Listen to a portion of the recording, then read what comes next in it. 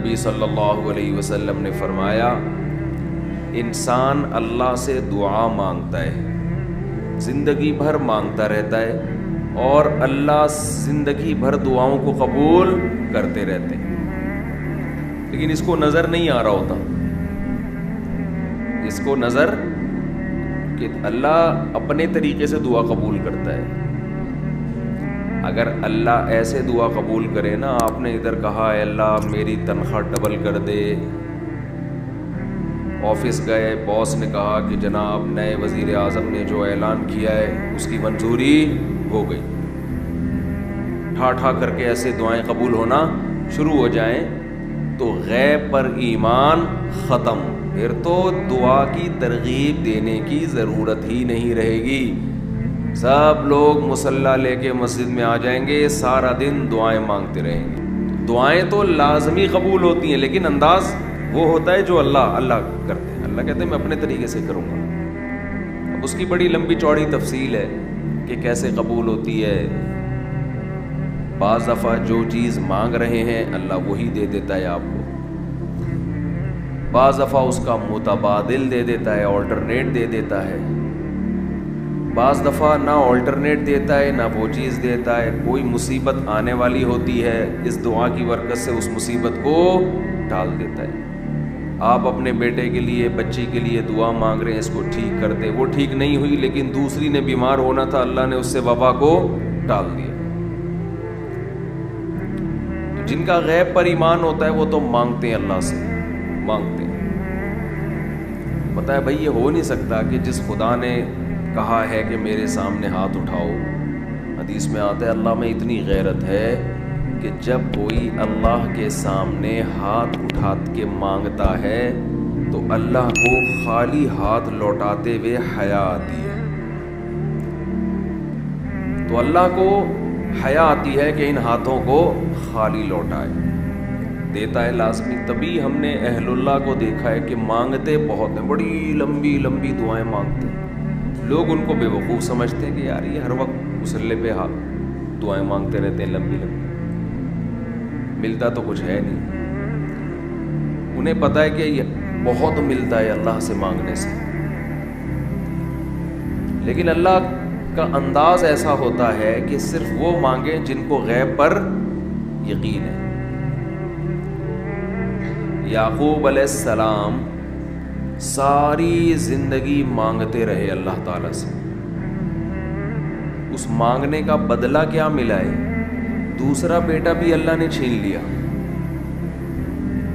عجیب بات ہے یا نہیں ہے؟ پہلا بیٹا گم ہوا تو اللہ سے اس کے ملنے کی دعائیں مانگتے رہے، دعا کیا قبول ہو رہی ہے؟ قحط پڑ گیا، کھانے پینے سے بھی گئے، اس سے بڑی مشکل، راشن لینے کے لیے بھیجا مصر اپنے بیٹوں کو، تو دوسرا بیٹا بھی بولو گیا، وہ بھی بادشاہ نے رکھ لیا۔ روتے روتے آنکھوں کی بینائی چلی گئی،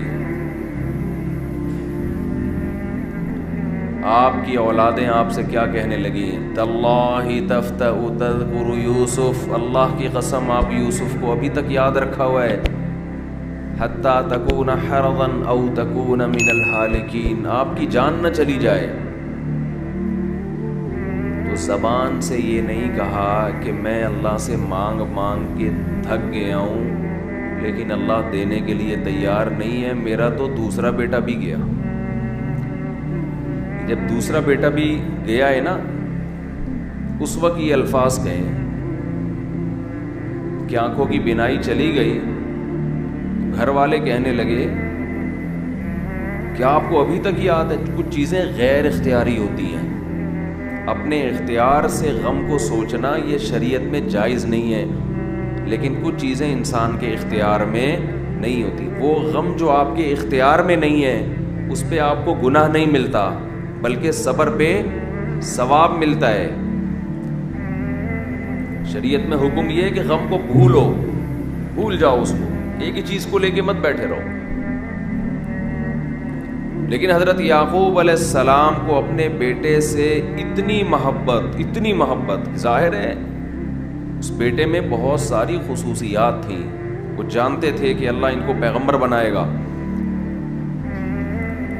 کہ اتنے عرصے کے بعد بھی آپ کے دل سے غم نہیں نکلا، لیکن اس غم کو لے کر زندگی گزار دی.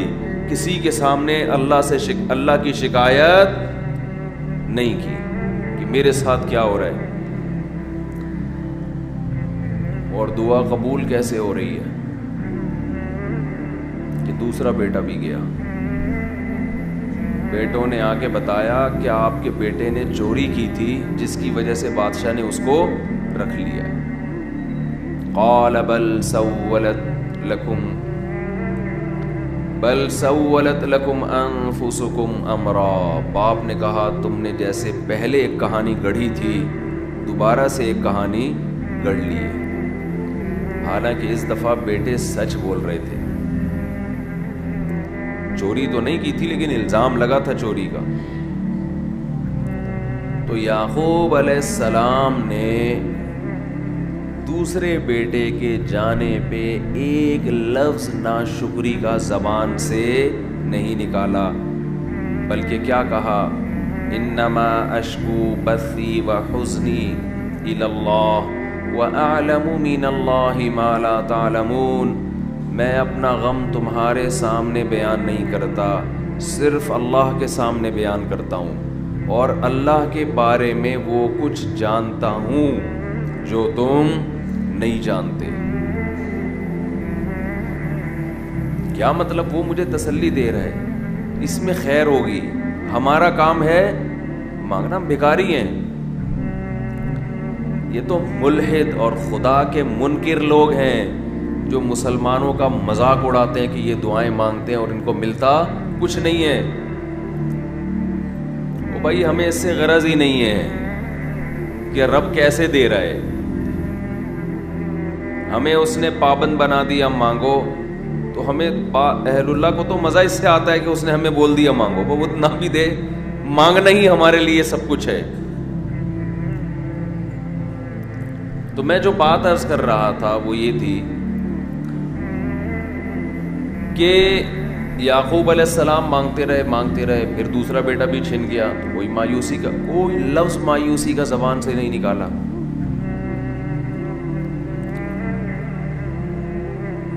تو حدیث میں آتا ہے کہ ایک بندہ مسلسل دعا مانگتا ہے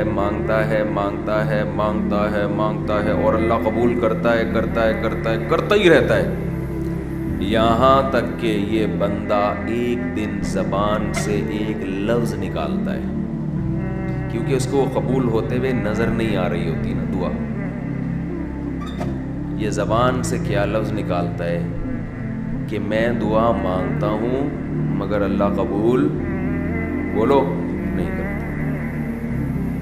جیسے معاذ اللہ نقل کفر کہ یعقوب علیہ السلام اگر کہہ دیتے کہ اللہ کئی سال سے دعا مانگ رہا تھا بیٹا مل جائے مگر تو نے تو دوسرا بھی چھین لیا، لہذا ثابت یہ ہوا کہ میں مانگتا تو ہوں لیکن اوپر والا قبول بولو نہیں کرتا.